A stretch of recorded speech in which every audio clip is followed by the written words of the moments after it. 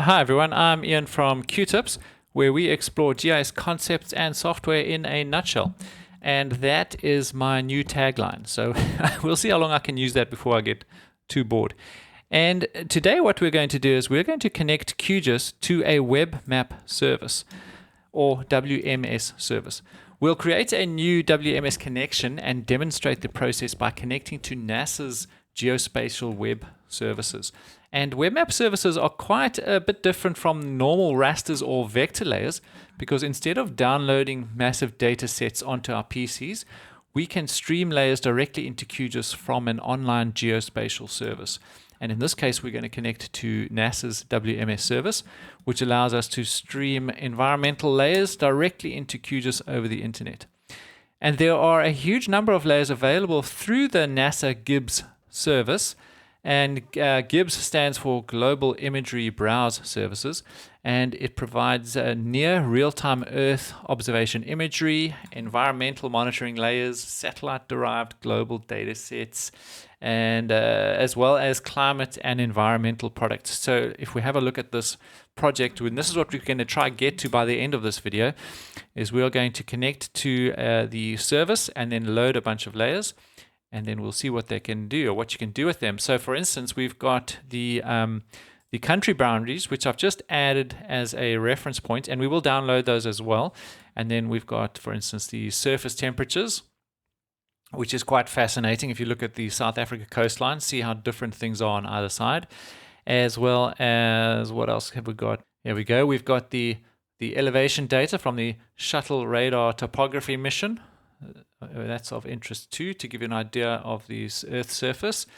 And then we've also got things like we've got access to the satellite imagery. So this is near real-time satellite imagery.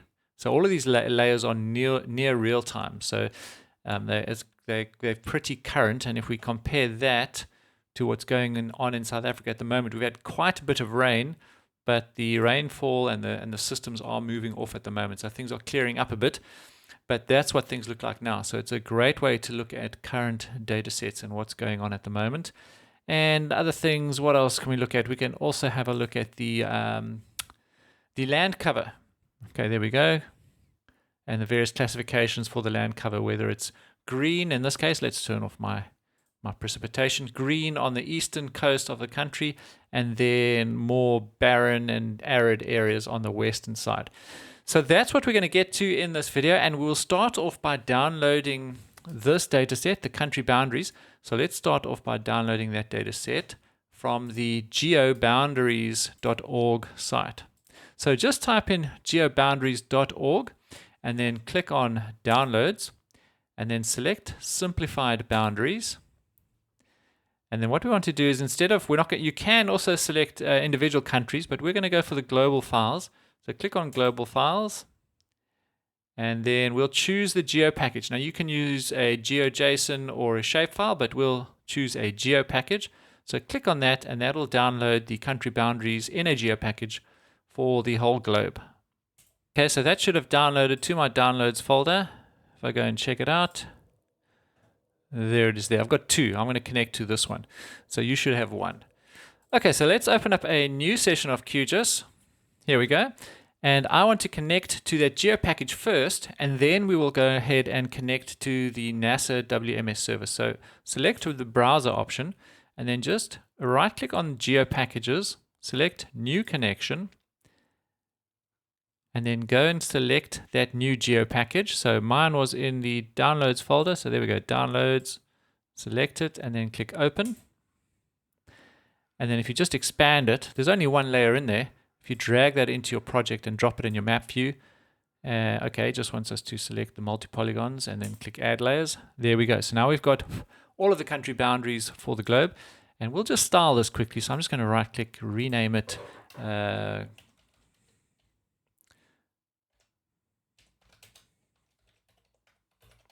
country boundaries, and then just style it slightly differently. So click on the open layer styling panels to open up your styling panel, and we'll just change the background color to white and change the line thickness to 0.4 for instance.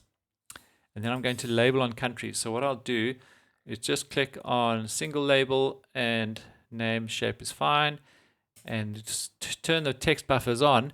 And then what I like to do is just set the label so that they only render completely inside a polygon. If they're completely inside a polygon, they will render, otherwise they don't render. So choose the render tab, and if you scroll down to the very last option, it says only draw labels which fit completely within a feature. If you select that, there we go. Well, now if we zoom in, you'll see that the countries only label if the text fits completely inside the feature.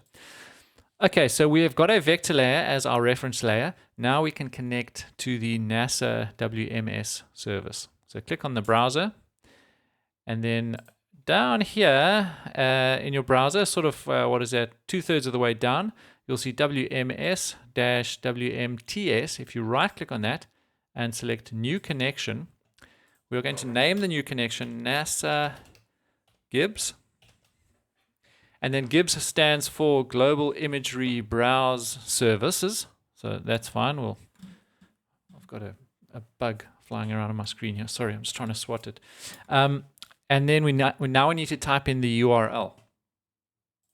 So I will post that URL in the description of this video. So just go have a look for it there.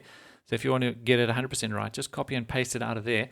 Otherwise, you'll just need to type it out as close as you can. Well, not as close as you can, identically to this. Now, I'm also going to copy it because it's a long URL. So just type it in, or just click in there and just click paste. There we go. So https://gibs earthdata.nasa.gov, etc.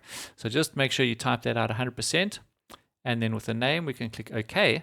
And that will connect to the NASA WMS services. So now we just expand this group and then expand our new connection. So there's our new connection. Okay, and then expand the NASA Global Imagery Browse Services, and you'll see quite a few options. Now, each of these are all categories, and inside these categories are multiple layers. So there are quite a few to look through. So, I mean, we're definitely not going to go through all of these. In fact, we'll only have a look at a few of them, but very useful. Okay, so why don't we start by adding the elevation data. So let's scroll down to, what is it? I think it is Global Elevation Map. So it's under G, Global Elevation Map. And let's just add the SRTM. Let's drag that across and drop that in there. Oh, there we go, perfect. And if I put it under countries, we just need to make sure that the countries are transparent or see-through. So what I'm going to do is I'm just going to duplicate this layer. So just right-click and say duplicate layer and drag one underneath. I can turn that on. And then this one I'm going to make transparent. So I'm going to select the layer styling panel again, go back to simple fill, and then turn it into no brush. And then I'm going to have duplicate labels. So what I want to do is just go to the other one and just turn off labels. Okay, so that might be useful later as a base. So in fact, what I can do is rename it base. So let's go rename and just call it base. So that might be useful later. Okay, there we go. So now we've got the SRTM data, which is the elevation data for the globe. So quite useful. Gives you a good idea of what the relief and the topography is. Okay, let's go ahead and add something else. We'll add the sea temperatures. So click on browse. And then we'll search for sea temperatures, sea surface temperatures. So expand that option. Now there's quite a few here. And the one we're going to add is called GHRSST MUR sea surface temperature. This one here. Let's add that one. And that, there we go. Let's turn off it's quite confusing. We've got quite a lot of greens going on. So what I'm going to do is turn off the SRTM data and then pan out slightly. And we can see these sea temperatures. Just make this a little bigger. There we go. So we can see dark purple, very cold, close to freezing. Blues getting into your low or your higher single digit figures, tens, and then your teens. And then the greens are kind of mid to late teens. Okay, so we can get a sense of what the temperatures are like for various parts of the globe.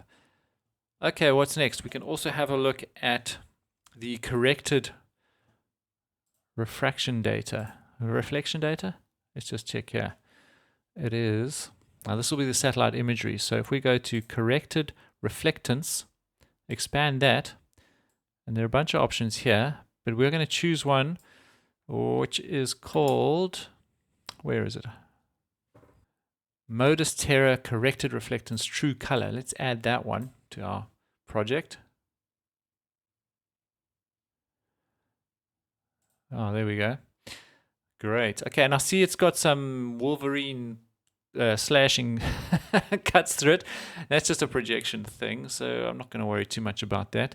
But let's compare this. Let's zoom down into South Africa down here. Let that re-render. And then what I'm going to do is turn on the precipitation data. So let's go to browse up to precipitation. I don't know what's happening at the moment. Precipitation, not estimates, rate. And there's a couple different options here. Let's turn on this one, this precipitation rate 30 minutes. And there we go. So that's dynamic. There was quite a bit of rainfall this last weekend, and I think there's still quite a bit going on the south coast in the Garden Route area. But yeah, things have moved off nicely. So you can see how that correlates quite well with the precipitation correlates quite well with the cloud cover data. So that's quite interesting too. And then let's add one more, and let's have a look at land cover. So I think it's just land cover. Land cover. Let's expand that, and let's add, I think this one down here, yeah, modus combined. Okay, let's add that one. And we might need to turn a couple of these other layers off, depending on where that falls. Okay, so that's right on top. So let's put this underneath most things. Put it down here somewhere. Let's turn off the satellite imagery as well as the precipitation, and let's actually put the surface, the sea water temperature above that. Okay, so this is something which I can point out, which is quite interesting. In South Africa, we've got a situation where we've got a warm current called the Agulhas current, which comes down the coast of Mozambique and gradually starts cooling. And then if we zoom out a little bit, and then we've got this other current which comes out of the Antarctic, which is very cold, and that sweeps up the west coast, and then this warm current sort of filters down, and then they crash into each other down here, and we get our cold fronts coming from the southwest. And so what happens is we get our fronts hit us in winter, everything's very cold, and then in summer we get some rainfall from these warm currents here. Again, and what that ends up doing is it affects the land cover for South Africa. So we've got very dry, arid west coast regions, which is reflected by this map, and then quite tropical areas on the right-hand side. I guess it's similar to Australia in that way. So Australia's east coast is also quite tropical. That Brisbane area is quite warm, and then if you go to Perth, it's quite a bit cooler, because you've got a similar situation happening. We've got a Mediterranean type climate with winter rainfall for the wine regions, and then you've got your typical summer climate with the summer rainfall for the other parts of the country. And that's all I wanted to get to in this video, just to show you that you can connect to that NASA GIBS WMS service and get access to, I want to say thousands. There are many, many layers here. And if you do want to check out what the various layers are, you might need to just go to the website. If you go to the NASA, well, it's earthdata.nasa.gov website, you can actually go there, and there's a way to have a look at the various sites and just navigate this site. I think if you go to data and then EarthData search, that'll take you to the EarthData search tool, which will give you a way to search for various things and find out more about various layers. And I think most of the layers here you also have access to via QGIS, via that QGIS connection. So that's it. That's all I wanted to present to you guys. I hope you found this video tutorial interesting. Till next time, I'm Ian from QTips. Cheers.